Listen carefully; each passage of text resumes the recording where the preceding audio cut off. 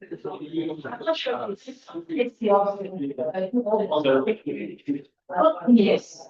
As technology anyway. Maybe soon now, but okay, was talking about tribal matters, the issues. Tribal, oh, gosh. Look at that. Say loud, we want. I don't know. You want it? What's it? Saidi. You want to? Well, you can leave it. Yeah. You can manage now.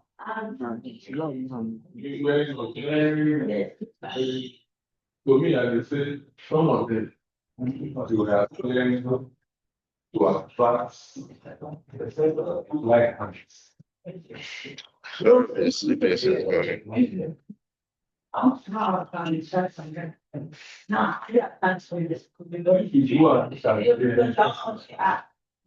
Both of these, maybe if you go and see the technical, it's technical in the detail. Yes, also the idea. E.g., the attitude.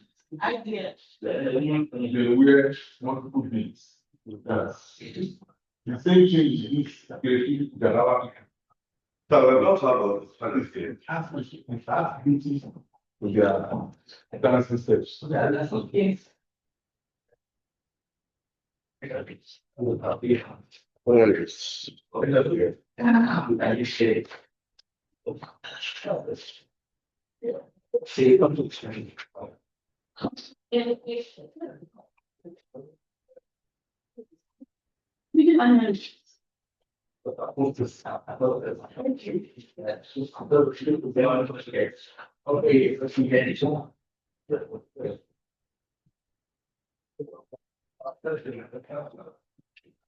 You look on your email in case they want to share. Okay. But the guy's email is not okay.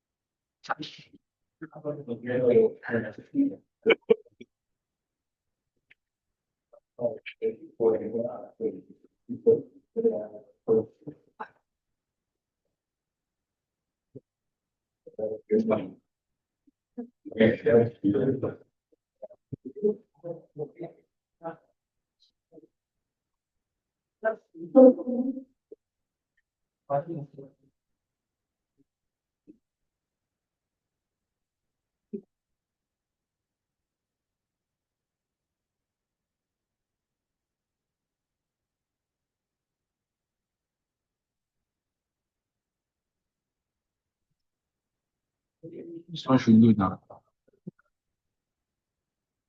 Make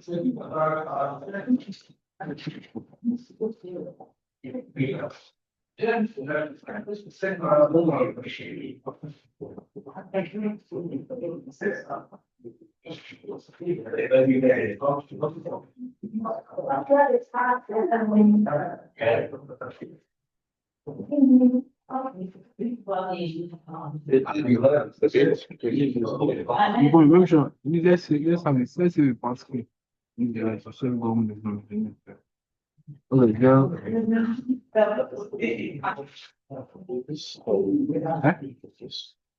I find it. Okay, call it. 8898.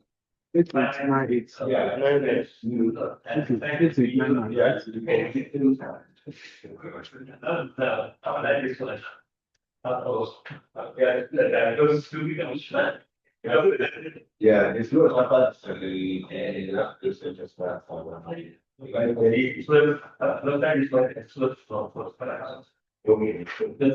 How's the young? yeah.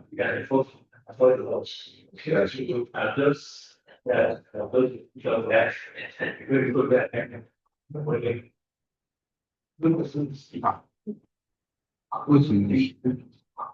It's really part of the funding.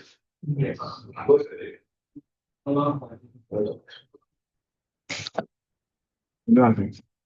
Let me write my this about this.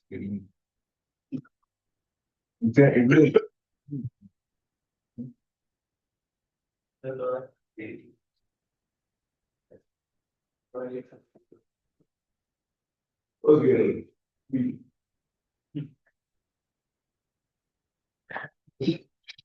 Okay, we already have that. I think we must-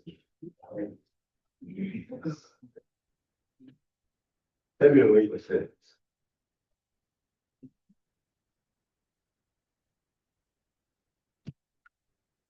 We are vlogging now. Yeah.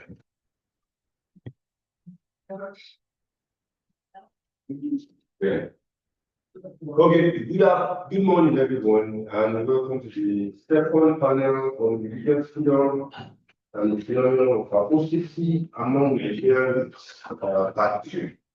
My name is Ojeri Fitayola, and this is University. I co-organized this panel with my colleague, Shiva Sheyafolabi. Our first presenter is going to be talking on constitutional ambiguities, freedom and martyrdom in Nigeria by Bola Alibu. We have about 15 minutes as well.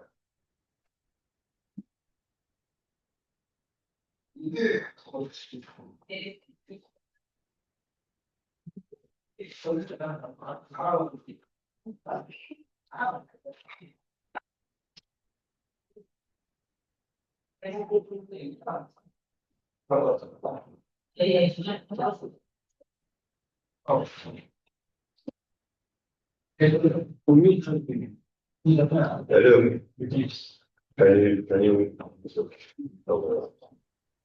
Can you? The title of this paper is Constitutional Ambiguity. Freedom in martyrdom in Nigeria. Okay. Constitutional ambiguities, freedom in martyrdom in Nigeria. Okay. That's the abstract. So Nigeria is a quasi-Islamic country according to the aims of the 1999 Constitution. For instance, Section 10 of the 1999 Constitution, as amended 2011, the government of the Federation shall not adopt any religion as a state religion. Whereas in Section 275, Section 1 carries the constitutional provision for the establishment of Sharia court of appeal, actually. Sharia court of appeal in any state of the federation. And Section 275, Section 1 says there can be for any state that requires a Sharia court of appeal for that state. And that has a great implication for Christians, traditional religion practitioners, and non-religious identities. So without a doubt, the purveyors of the Constitution define fairness and otherness, especially Christianity, which has an even population with Islam in Nigeria. Besides, the ambiguities and religious inequities embedded in Nigeria's 1999 Constitution complicate the freedoms of practitioners of other religions, including Muslims themselves, to the knowledge of nation living in Nigeria. Nigeria's constitutional ambiguities also implicate non-religious identities and advancing in numbers, despite of the dominance of Islam and Christianity. And these non-religious identities humanists, humanists, they call themselves all sorts of things. Some identify as atheist Christian. Some still want to hold on to their Abrahamic religion and they qualify themselves with atheists. So they are Muslim, so say Muslim. And when they say that, they mean, okay, I'm atheist, but I still hold on to some of the traditions. Christianity or Islam.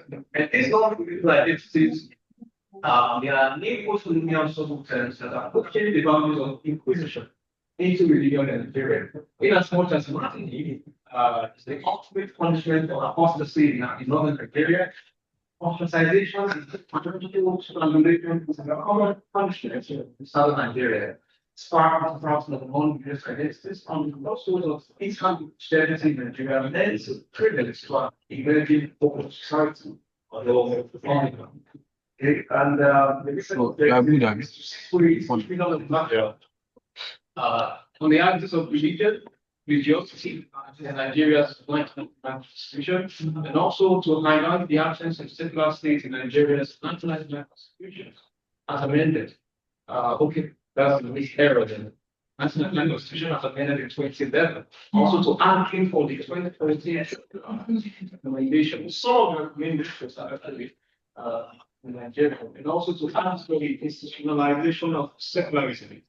So, first of all, the concept of freedom. Does freedom mean the right to do whatever you want? Perhaps if that meaning of freedom, perhaps if I was to arrest everybody, freedom means the right to do whatever you want. It's a question that it's fine. District reports various occasions where men strove hard to obtain freedom, ultimately maintain what he already possessed of it. Every man desires to be free, though not all men agree about what constitutes freedom. Too often, freedom is attached and influenced by political ideologies or religious. So freedom is limited. There's the short as unlimited freedom, because unlimited freedom will return to doing whatever you want. Perhaps I could just go to my neighbor's house and take it. Okay,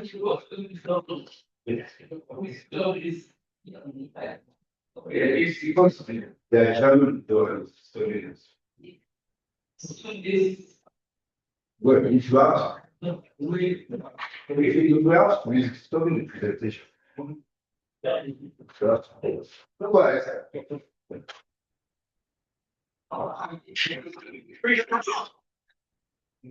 no such thing as unlimited freedom. All we have, there's no such thing as unlimited freedom.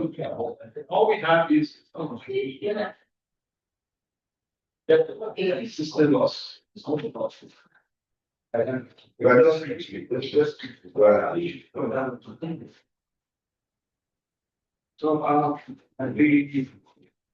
there's also something as unlimited freedom, because unlimited freedom allows the individual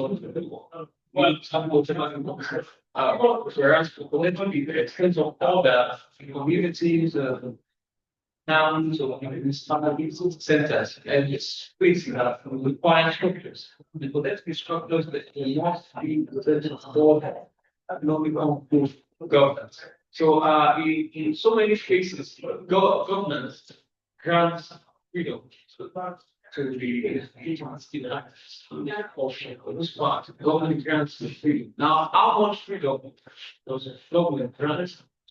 How much? So that's why I argue that it is limited within government. There's two sorts as unlimited freedom. Now, this brings us to the complexity that is embedded in religions. Christianity, there are some things that are permissible in Christianity that are not permissible in Islam. And there are things that are permissible in African traditional religion that are not permissible in Islam and Christianity. Okay, so now we talk about freedom. What matters? Martyrdom for the next part, we know it as dead. Someone martyr is somebody sacrifices his or life for a cause. Maybe by a person's grief to sacrifice his life, or lives taken by others. So we either ways, either the person by its own will chooses to die, or the life of that person is taken by an entity. That is martyrdom in a way. Now, there's a complexity to that. I don't know if we remember Deborah Samuel was more than speaks by now, that's murder. The British system of Nigerian inheritance. That is now in Islamic jurisprudence, they would say she did something before that was done to her. Okay, obviously, or starting to what's happening as agent, she got into the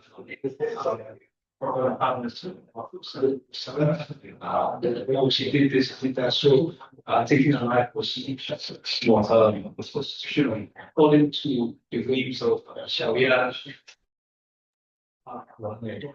is there. That it's everything that 90s does the joints of camouflage disguise. And now within Islamic students, then is as a consequence of blasphemy. And then Deborah said, she said this a message on us. That's why so she's going to this. And I'm no, we didn't tell girls blasphemous.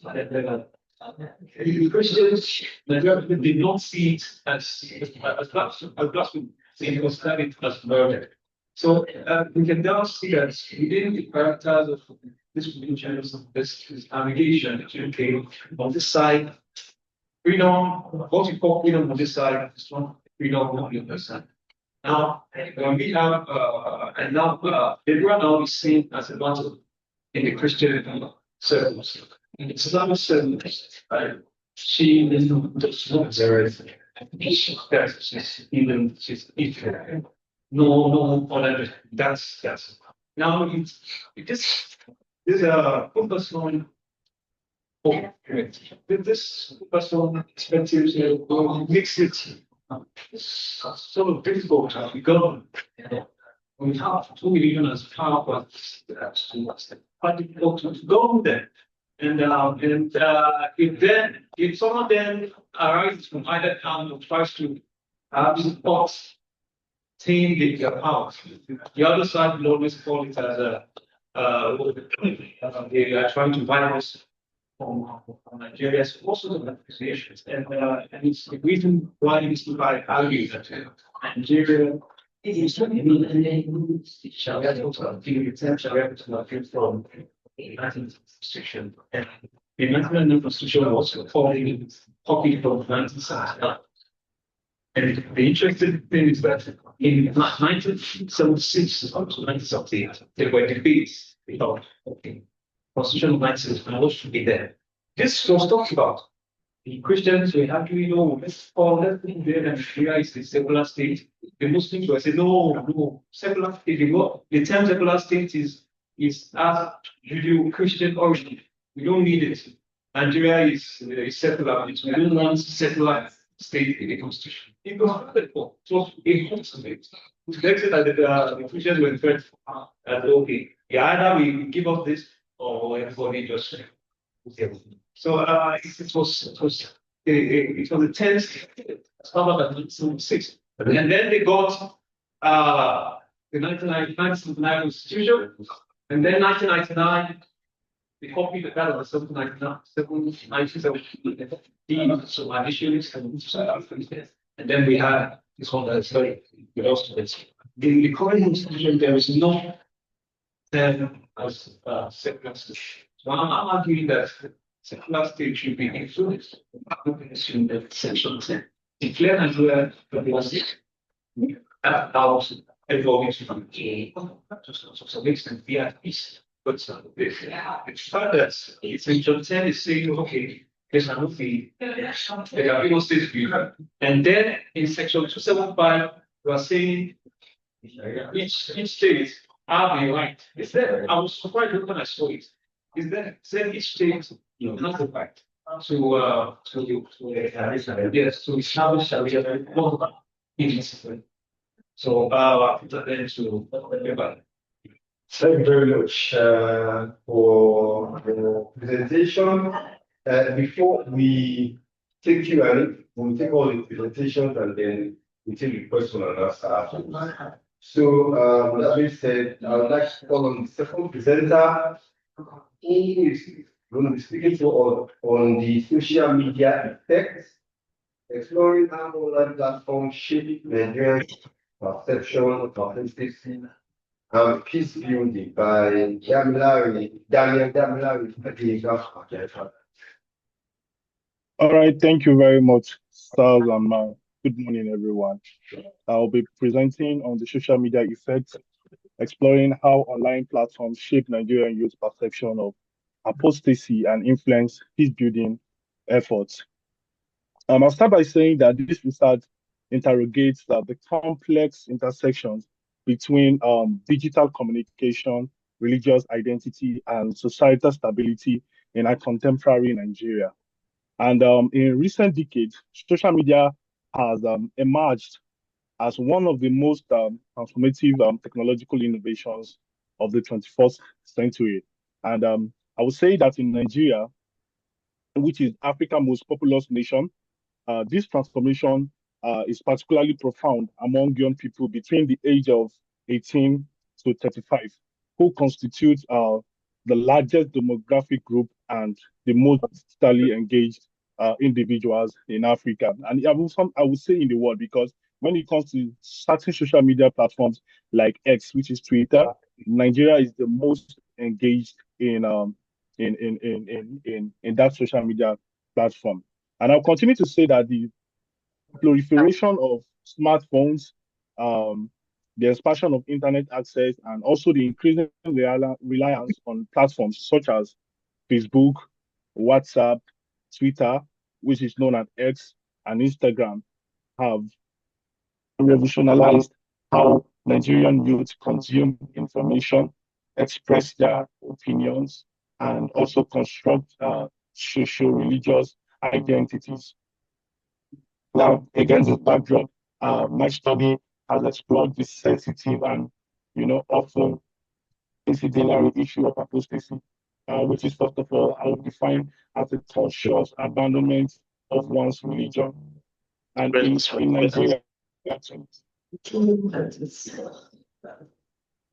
something wrong with your voice. You can't hear it properly. Did you put on any other device? Can you hear me now? Okay, better. All right. I'm so sorry about that. Do I need to start all over? Or should I just continue from where I stopped? No, that's what you remember. All right. Thank you, sir.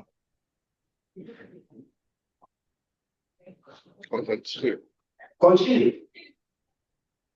Okay. All right, sir. So I said against this backdrop, my study explores the sensitive and the often incidental issue of apostasy. And I also defined apostasy as the conscious abandonment of one's religion in Nigerians' religious pluralistic context. We would say that apostasy carries deep emotional, cultural, and political ramification. It is not merely seen as a personal decision, but it is frequently interpreted, especially in this part in the northern part of Nigeria where I find myself. It's interpreted as an act of betrayal with far-reaching communal consequences.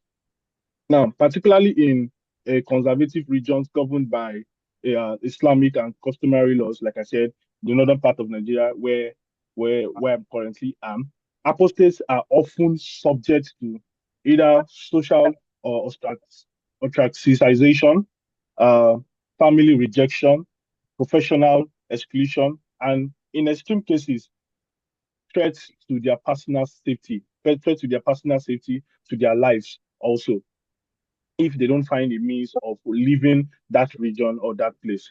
So I'll continue to say that also that the digital age has added new layers to these complexities.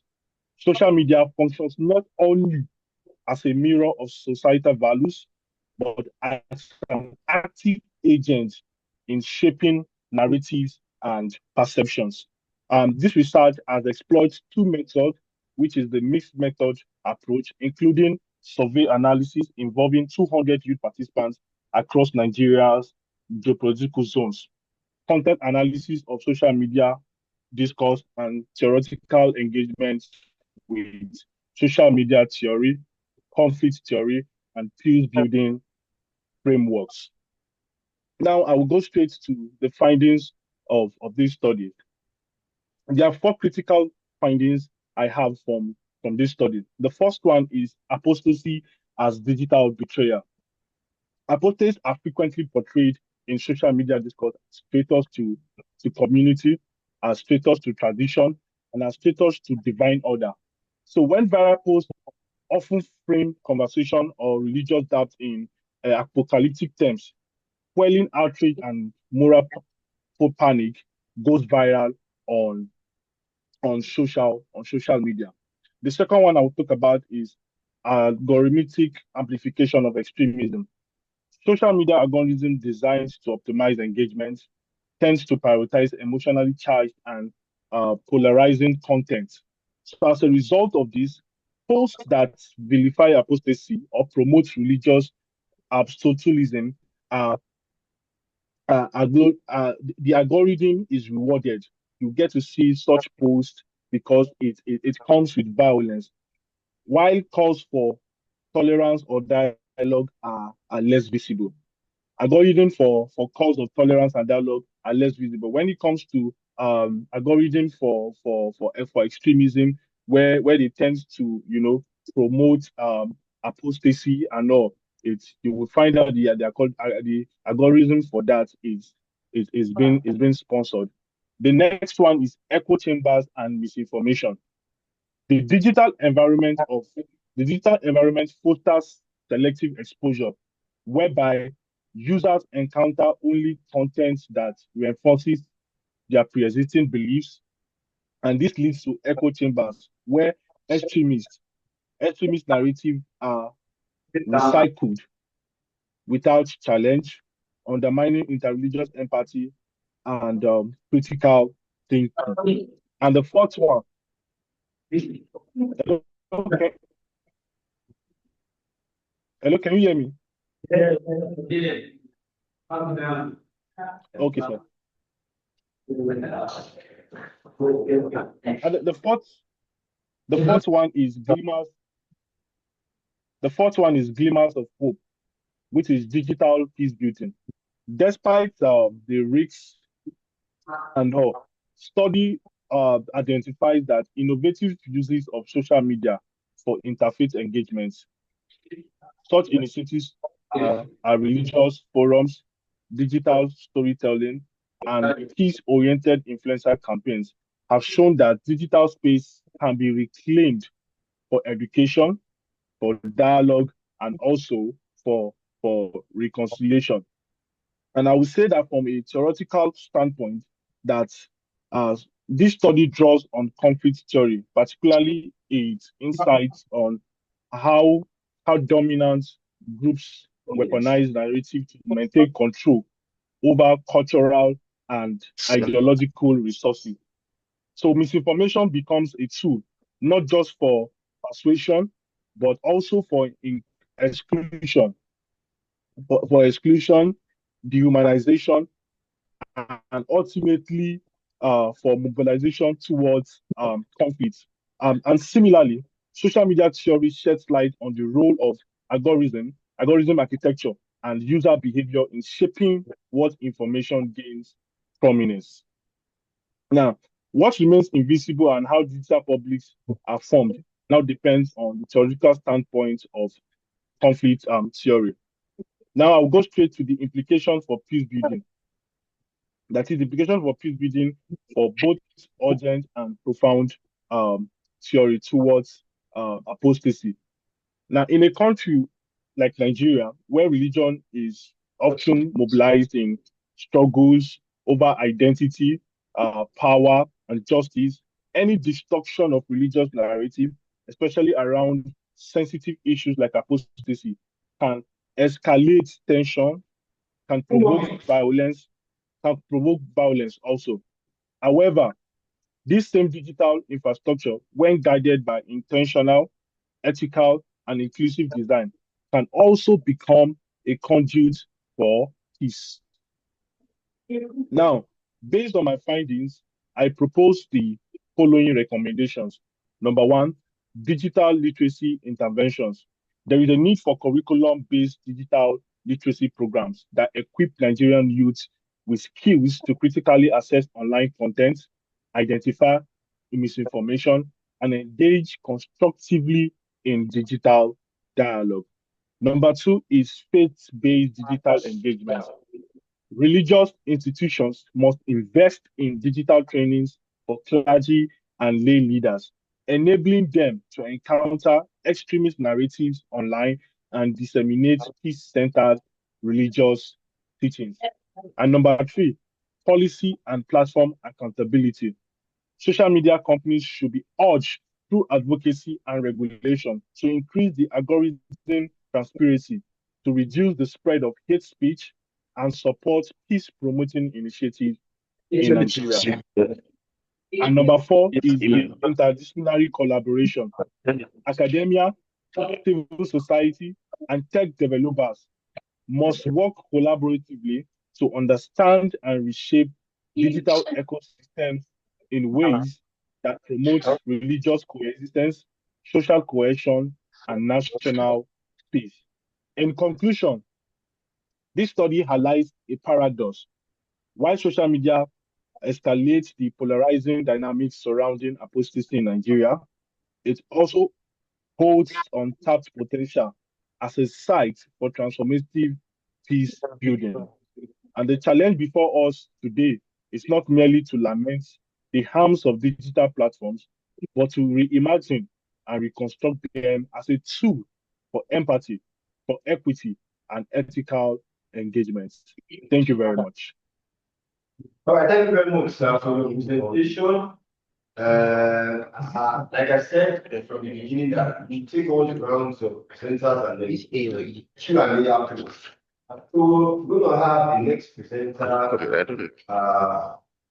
who is going to be presenting on theological reflections on the apostasy of Timas and an invitation for Nigeria's Gen Z by Francis Falcon. So, Thank you, sir. Colleagues, thank you. The topic has been read by the coordinator. And sorry, I bring my laptop. I was in office, but my network failed. So I'm glad to rush now to this place. Now, the study is basically qualitative design, which, while it's still ongoing, I've not rounded. I'm giving report, which look at I'm looking at the case of Demas in Bible, in youth, and the implications of his apostasy for Nigerian youth. What led to this research is the fact that when students get to university, especially in an urban town, Lagos, majority tend to go forward, backslide, or end up in total apostasy. Usually, I wanted to get out better, but because I was saving too much time, I used Google Form. I still put out every information. Please, so one or two leaders of different Christian denominations from the resources of we be able to get reports from others, 8 different Christian organizations. Because I'm using that as the context. The work is guided by the different work, which as the then literature review has been done. Then the research questions have to do with their perspectives of the apostasy of Demons, according to the Shepherd 4:10. The majority of them, 75%, responded that they are quite aware of Demons apostasy. And then the next question has to do with if they themselves are tempted to forsake God, to backslide. And the majority said yes. At one time or the other, they have been tempted. Then I asked, what causes you to backslide? Responses include peer influence, prolonged unanswered prayer points, lost, hardships, satanic lies, financial difficulties, that the church is now falling and now rewarding. One even says I almost backslide as a result of serious financial problem. and so on. And one said, I lost someone. And then another person says, sins. And these are the reasons why one is tempted. Then I asked how to find the way out to God. He says, through prayers, I can't say. George said, through going to church, then through listening to the word of God, and through some repentance. Do you know many youth who used to be a strong Christian but no longer goes to church? 68% says it's they are aware of youths that are no hope.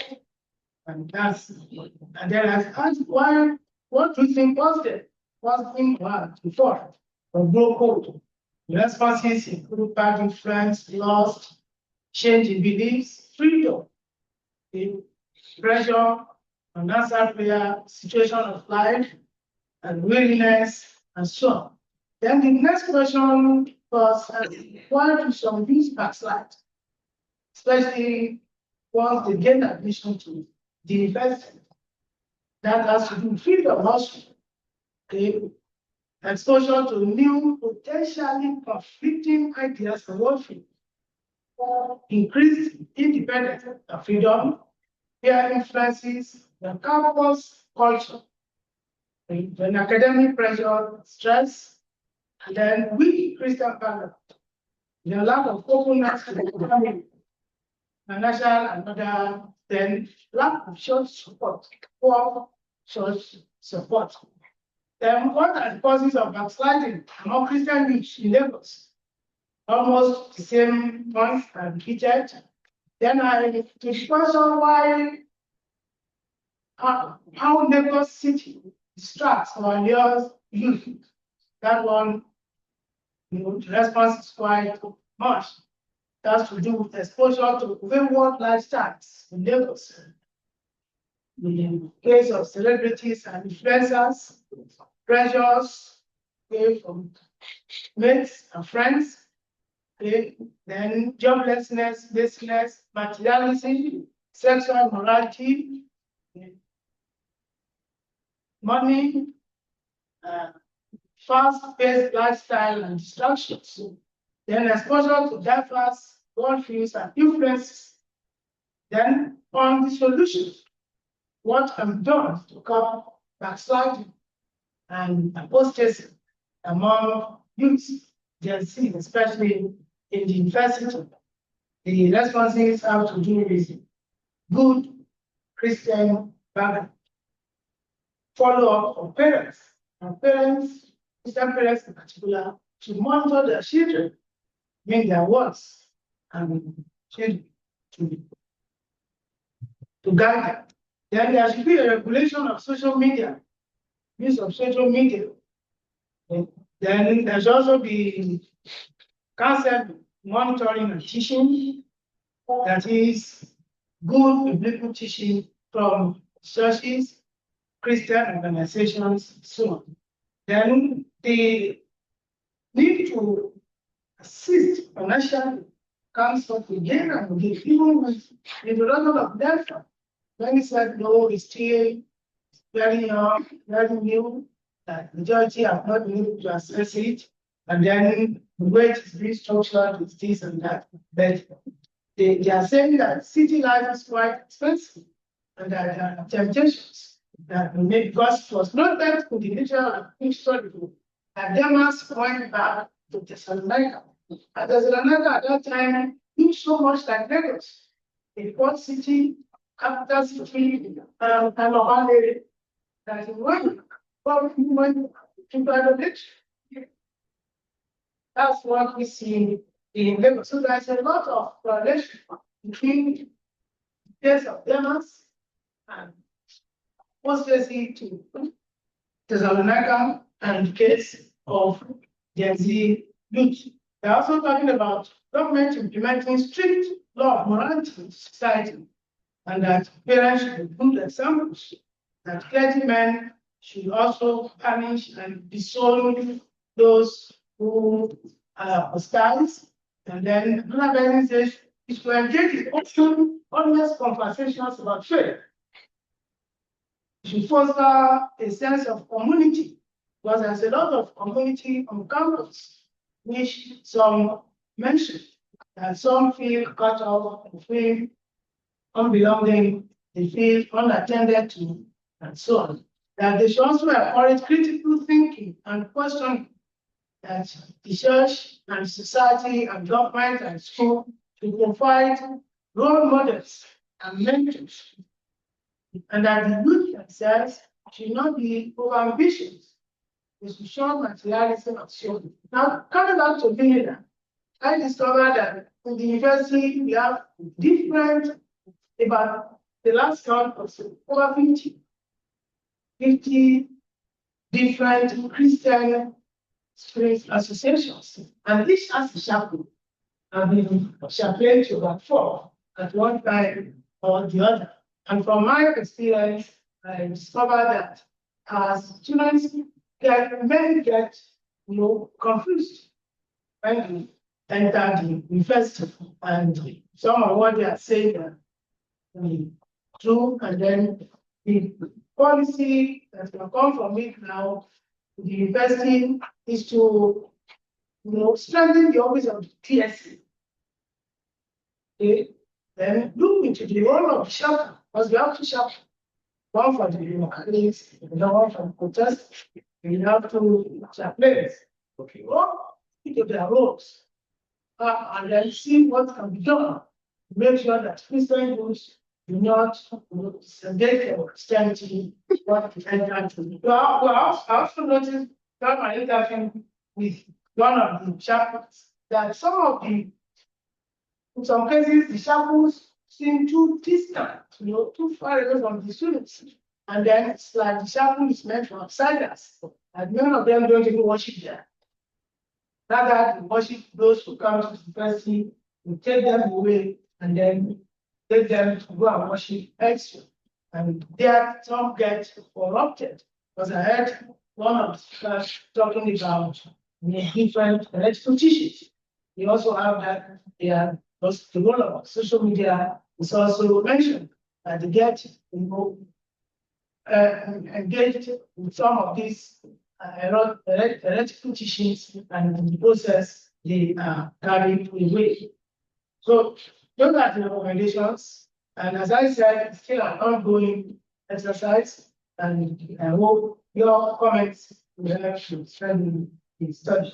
Thank you for this. Thank you very much, sir. Well, we invite the last speaker to come and get us. Oh, I'm sorry. So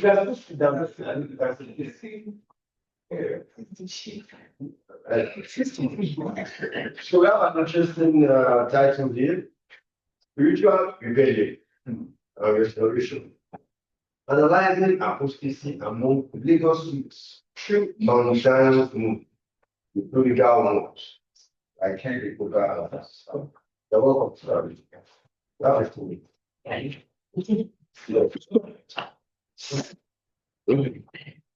Well, everyone, good morning.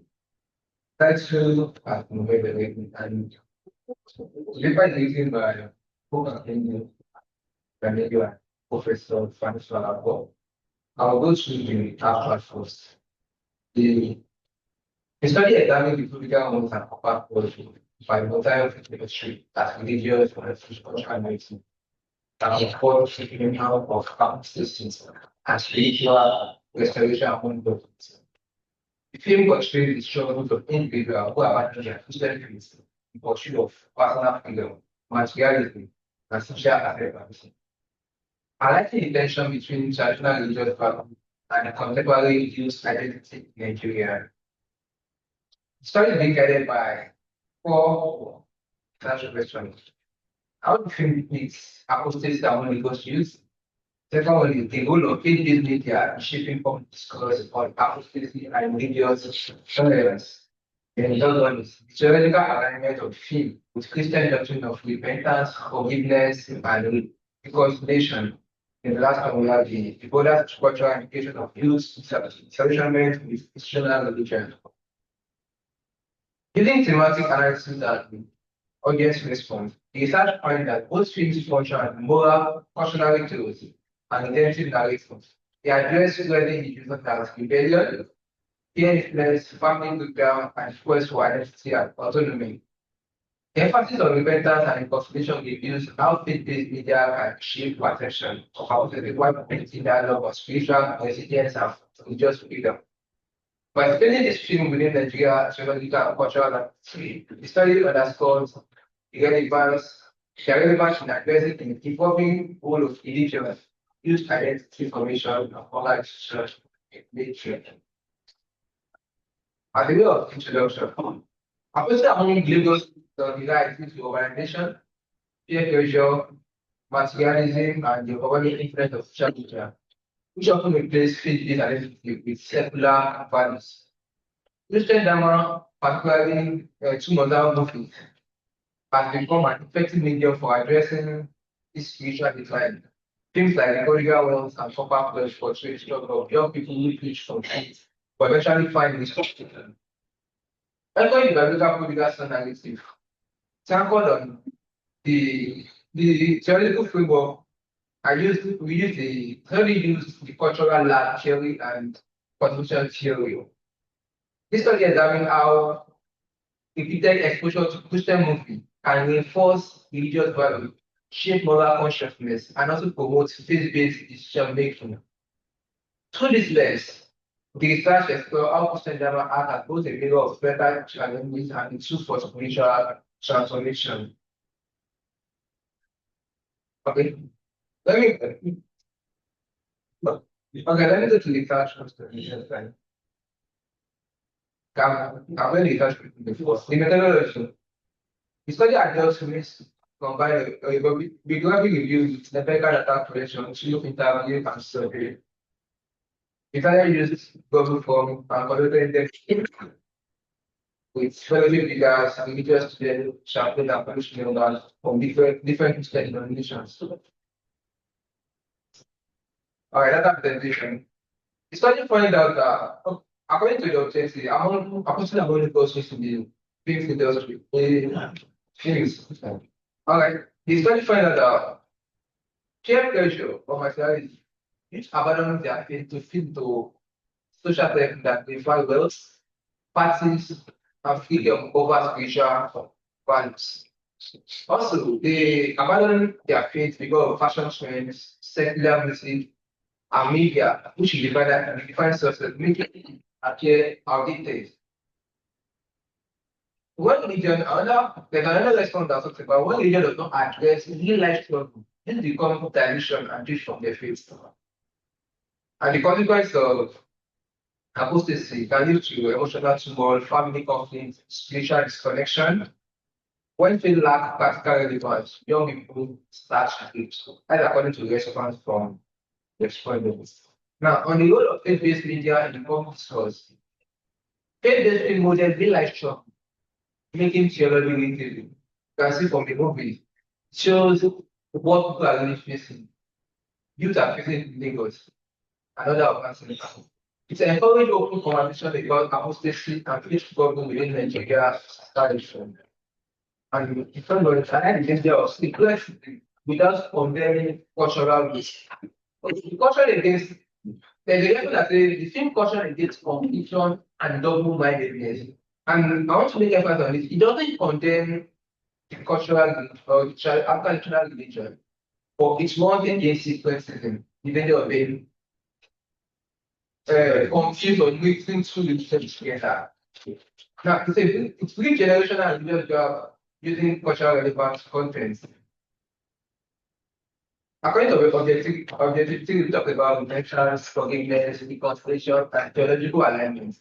The film, the Godiga Wells and Copper Pledge align strong Christian themes of grief, divine mercy, and reconciliation.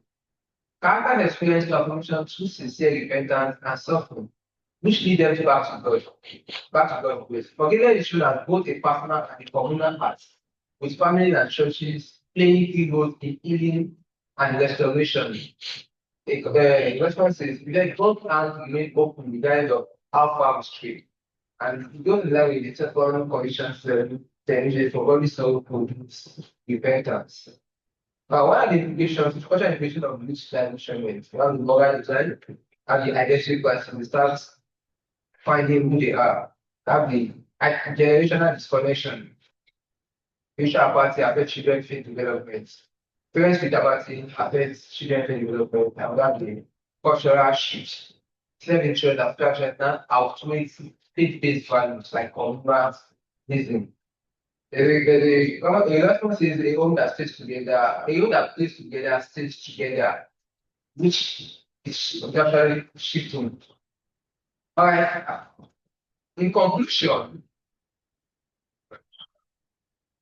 the few political ones that compass us to the views how peer pressure, materialism, and cultural tension contribute to youth intervention with religion in Nigeria. He also highlight the enduring power of repentance, divine mercy, and reconciliation. Compared to the main relevant and the area of recommendation, the forfeit to the religious community must promote authenticity, cultural sensitivity, and active engagement with youth. Their faith lack practical relevance, young people start to lives. Thanks for listening. Thank you very much, sir, for the presentation. Now, we can go to us. Well, the class. First, I would like to ask if any of our online participants wants to ask any questions, just give us signal, so hands up. Well, I would like to start from the beginning of the presentation. So we are first to show directed to the first solution. Well, something actually okay while you were presenting, and you were talking about freedom. I'm putting a question to you. Can government grant freedom? So you're talking about can you explain it between Thank you for that question. It's during my research, I also know that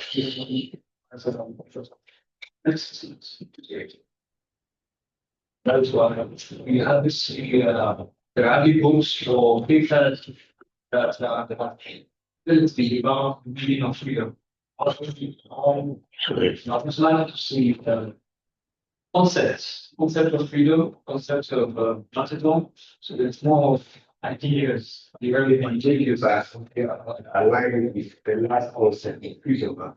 Okay, that's the whole concept of in terms of music and Well, and it talks about mental emancipation, it talks about oppression, different types. yes. And one of that mentions that totally correct how we don't in what sense. Rights to reality, rights to life, rights to peace, right to have a feeling of expression that we are. It's all of the political thing. We have rights, we are free, and these are us, we're all special. These are what we have rights to. But then, we needed free for all, do whatever you want. Structure. Order, simple order, structure, studies, then we order. And for this to be ordered, government themselves, we put out what is allowed. And then anything outside of that is considered illegal, the law that. And so the reason I said let's do something really different. Political tradition, partner human beings, these all these are the domestic those cats, actually the life, they are much. Yes, so sure. Almost there's more. That's what it is. So it's more. Thank you very much. Thank you very much. Well, maybe my next question will go to the second presenter, Damila Gadinka. Are you there? Damila Gadinka? Can you hear us? Damila Gadinka, if you can hear us, the question is for you, but if you can't, I'll just skip to my next question, and that was please. Well, maybe it's more of a clarification because I'm not. Well, I would like to ask, and we're just having this conversation between ourselves, whether posting outside or whether outside. I'm going to answer that. In post of panel earlier, we discovered that apostasy has an inelastic definition. Some law of things into so maybe you should clear that out. Thank you. It's a process. It doesn't happen. We did. The same thing, that's true. In the literature, I look at the two, sliding and apostasy. Apostasy, in most cases, is when as a total, not coming back. Because we never read journals coming back. Then when one backslides, tendencies to come. Another one that is related is that of growing cold. That one is not even as serious as that's why I said it is in stages. Stages.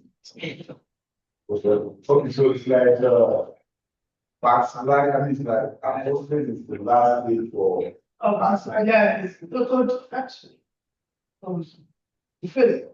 then is apostasy of the concept or It's a case.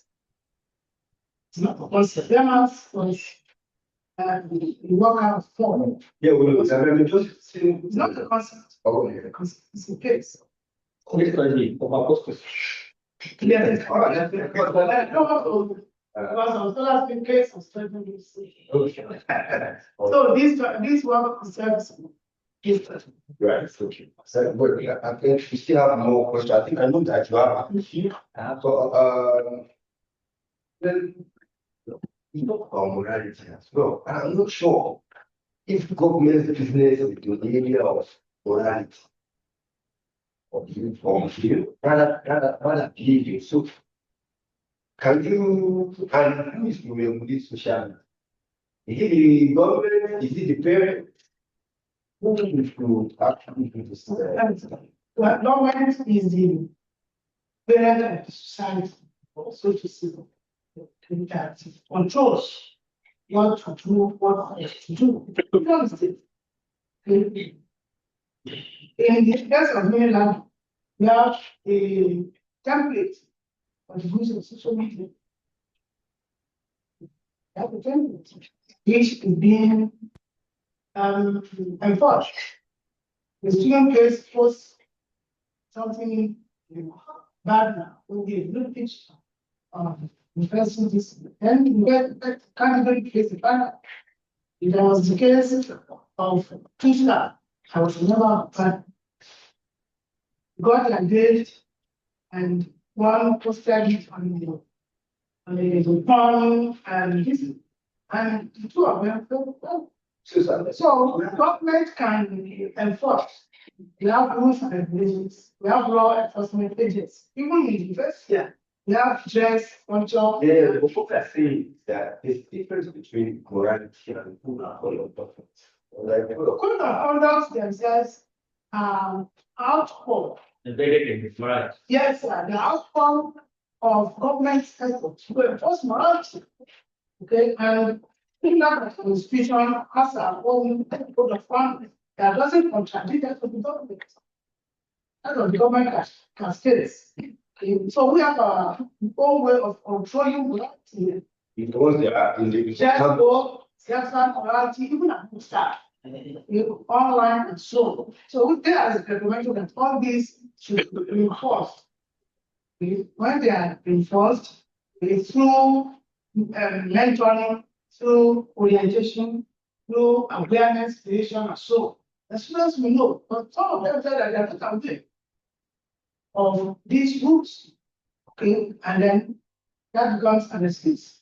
Yeah, I mean, the challenge determines what's like. The society at large, the government, the university, parents in their home. Remember, they are talking of Christians. Yes. The Ten Commandments are there.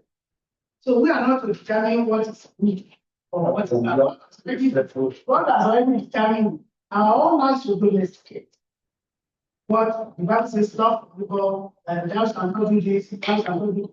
In the university now, what we do must not, as I said, must not contradict that of the government. It must not also contradict that of the Bible. The laws don't contradict that of the Bible and the Quran, another interesting decision. So it is the society at large. Society at large. Okay, we can continue that conversation. Let's just keep going for another question. Yeah. I want to just my contribution to the first presenter. I said that Nigeria is deceptively religious. Deceptive. Yes. And it uses religion for financial enrichment. And that's why we have a ambiguous constitution that gives undue advantage for one group over another. So you can see those who have probably the power and population over the others. So, and over the years, they have been able to dominate lawmaking. Therefore, they use that template to give themselves undue advantage over others. That's why you see in the started. You can also have any state religion. Chapter 12. You can have Sharia courts in your different states. And because I want to give an example with the law. In law department, we have constitutional or civil law and Islamic law. Okay. Islamic law, 100% by Muslims. Now, in civil law, they divide it 50-50. Can you see? So now, Muslims now have 100% here, 50% here. And then the other 50% now just now, those that give 100% Islamic law, they will come back into civil law to do masters. Can you see now? Now they now created for themselves the Sharia for everything where they will absorb. So now they are going to say, oh, we are not ours. Yeah. Some of them who did the civil law, they'll see come and fight positions with other people that are already come to them. You see, maybe I have the advantage for them. And that's why we are effectively religious. We are not religious, we are just using that we are not. It is deception. So, and that is it. If the populace, because of populace, they love it. So don't touch them. If you touch, and they use violence to keep other people in check. If you attack me, they will kill you. They people are afraid. I guess, for example, when I was talking to the people here on the Islam and be careful, if I kill you, then no, first I kill me Lagos. But this is where I have a first degree. So I know everywhere I do in this compound, I will tell you. You can't try it, no sense. So that is the problem. So the failure to allow equality is a fear of the other due to weakness to compete successfully in future market. So they don't want to compete with them. Because that if there is a free competition, they can defeat me. Therefore, let us substitute violence. That's play out. Yes, I want you to, so when you are going to may understand the dynamics and see where we are. That's why those in Abuja, they find they will be quiet. We won't go there. That's the problem. And we continue to go around them, and the problem is there. And we attack the problem. So I want to go to the Demas and Apostasy. So I know that in the Bible, Demas really emphasized. Demas went away from the north, and Paul was very angry with him. That's peace. Be very careful of this Demas. Now, and I want to see, you said that youths abandon their faith in devices. They backslide, due to different influences. This is my problem now. As my brother said, who should monitor social media for the undergraduates? Undergraduates, due to education, now they're exposed. They're exposed. They have studied theories here and there. They're exposed to many things. So who should now regulate their life. Don't we see that as a problem with family life? Because when I came here, I studied my secondary school was in the village. I did study town, village, but I figured now I'm not thinking of that. So that chapter I was attending it. Nobody forced me there. Because from home, I was doing it, and I think that I should continue. So I didn't join any other chair, maybe and in fact, I was a politician at campus here. I was a president of the faculty of science. I did politics. I see it, I see, I related very well. So that means that family values need to be rooted. That's why we're having problems. When family is changing is power for government. The same government will be for you. Whereas from the family, parents will have all the time for their children to teach them the morals from home. When they go out, they cannot have no the home is gay. That is what I have to say there. Thank you. Yes. And the third one was spiritual rebellion. I have a question. Is syncretism evil? Or can they serve any good? Let me just ask that when you go for this. We have different types. We have a different types of here, when you watch spiritual, what I like is spiritual and storage. Spiritual rebellion is And it's like a good. Yeah, inside the show house, that's Yeah, that's right. Spiritual, yeah, it's like, yeah, it's just, I hope, yeah, so.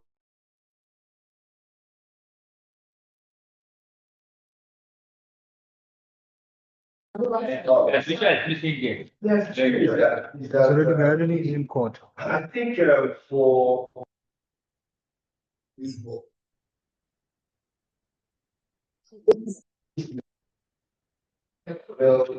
for both you have our own representative talked about methodology and it's also in mixed method approach. We talked about survey analysis, but I'm not too sure in that method actually. I'm not sure how you put it together. Send me to so maybe you Okay, now, what it has to do with spiritual rebellion. And we use mixed methods, both qualitative And quantitative. interview and personal. That's very good. interviews. Yes, when it was a structured interview, we did structured Interview is no politics. It's not, No politics. it's a ethnography. That's not ethnography. No, yeah. What's it? One structure almost, it's not politics really uses. It's now structure. Well, we use both. We use structure and instruction. Okay. If it's on structure, that's how it is. Structures.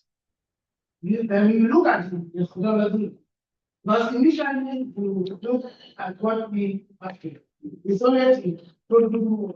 Yes. And we discovered that those are not familiar with it. But the protocol was about. I was about to add that. What is here? So we have to add the more recent. All right, thank you. Sort of calibrated. And that now made us free. We have look at our methodology so that we could use various methods to satisfy and answer different questions. But the same method cannot elicit information from and all questions, research questions. That's why we take. Then the enforcement of regulations on social media. Well, the university, as I said, has some regulations. We have more than 41 on the use of social media. We have internet facilities, and there are some sites where it's not feasible. But to be regulated. But as a parent, when I bought from the photos and put in something that our society will not accept it. So all those things can be done because we can't assess this mistake.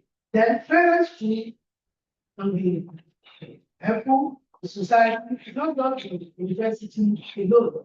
We need parents, we need the government, because the government say, and ojú mẹ́rin ló ń bí mi, Bauju ní Ondo. The Bauju now is the whole society, and that's why I said the society that is not just university. But when NBCs come, these are the documents, the NBC will have some because of conduct and so we have that to it. And there's this person who asked about syncretism. Yes, syncretism from a Christian perspective is bad because it leads to error. Yes, it leads to error, it leads to confusion, it leads to heretical teachings and dangerous practices. That's what makes it bad. Because if you look at the Bible, see God wanting to select together the people. People find coming to Canaan land, not to mix with Canaan. And the essence is to avoid prohibition. So security can be corrosive, it can lead to pollution, it can lead to, that one backsliding and final postage. So that's why it is often rejected. And the secretive bodies are often seen as uncritical. Can they, can it serve any good? Of course, it can serve some good, it can please those who do it, or the military, they may get some satisfaction. Yes, nothing is totally bad. Intrinsically, nothing is totally good. The fact that it exists in the society, functionalism, shows that it plays a role, either good or bad. You know what I asked the question? Twice. You see, I discovered in my research that my research was on challenges that individuals that are minorities, challenges they face within Islamic dominance in society. Now, I found out that those minority religions, they needed to be secret. Otherwise, to know it, secretism was what they used, a strategy of survival. So they have to, at least what they are Muslim, to accept this. The other guys, they are practicing Islam. So now Islam now generated the conference, the conference. What is about where it cannot do. There those who are doing they are doing it. They see profess Islam. So they are still doing their own. But the people they don't allow you to go out like in your balance. They confine them to one locality. Okay, you want to watch, you want to see them perform, go to that place. So that if you are not if you are not from that place, you know that you are doing anything. They no, say we are Muslims. You go there for oh no, we are Muslims. We are not doing anything like that. But if you are not supporting and helping to need to do anything, they are with it. We will expose and people there. So that's the security thing of science and help for survival. That's asking. So it helps you the return get to survive, that's the return we have society survive. When you go to any society, they tell you don't have that, they are use that, they're hiding on that. Well, let's see if we can get some comments, questions from is there anybody online? Do you want to make contributions, details, anything? Let's go past Our online participants, are you still there? Only one person. Anyways, it's Yes, so practice. Yes, sir. Yes, sir. I'm here, sir. I'm just having issues with network. Yeah, I think it was on your research method. For me, you said you use mixed method, right? Yes, sir. I said so, sir. Okay, but for me, it's not that clear. Can you briefly go through your methodology just in one breath?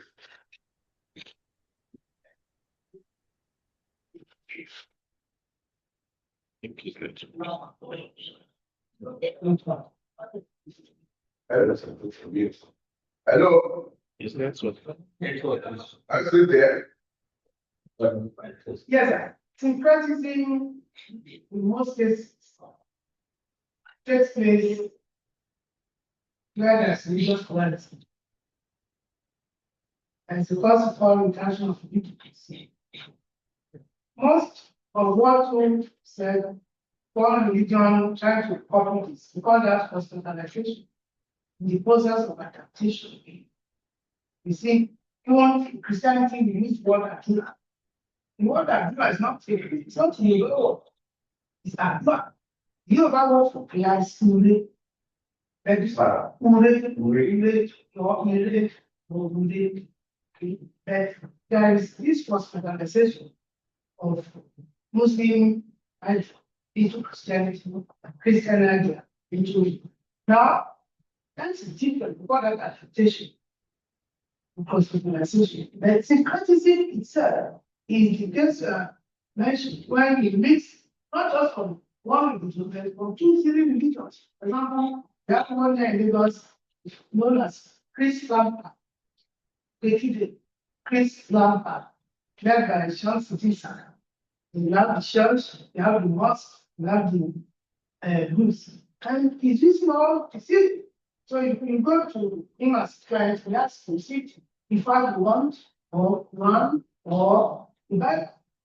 So it composes to see and the way they watch it, the way they see anything goes.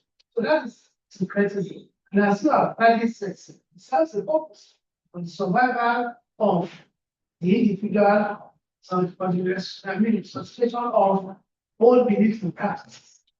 It happens in a pluralistic society, not where you have full life need. Saudi Arabia now, you have majority of the schools, you can't see anything like this. Organization And in that sense, when nobody Arabia, it is what the history of. of course. It is like a little bigger. When they're claiming to be Muslims, sometimes people talk about the business. Do you know what is my property? We don't know, especially in the night where people go into. You see, religion is very subjective, like it's subjective. And that's why in our methodology, we used mixed methods and seek information. One method is not the and it's between one thing and me and another thing. And we put on castle, you see me as the ball, and under me, discuss all of things are tied, lifting this. So it's why that's challenge down for Jesus. Thank you for. All right, thank you very much for presentation. All this presentation are fantastic and fabulous. We thank all of our online participants as well. As for us, it's a wrap for the panel on apostasy, wonderful.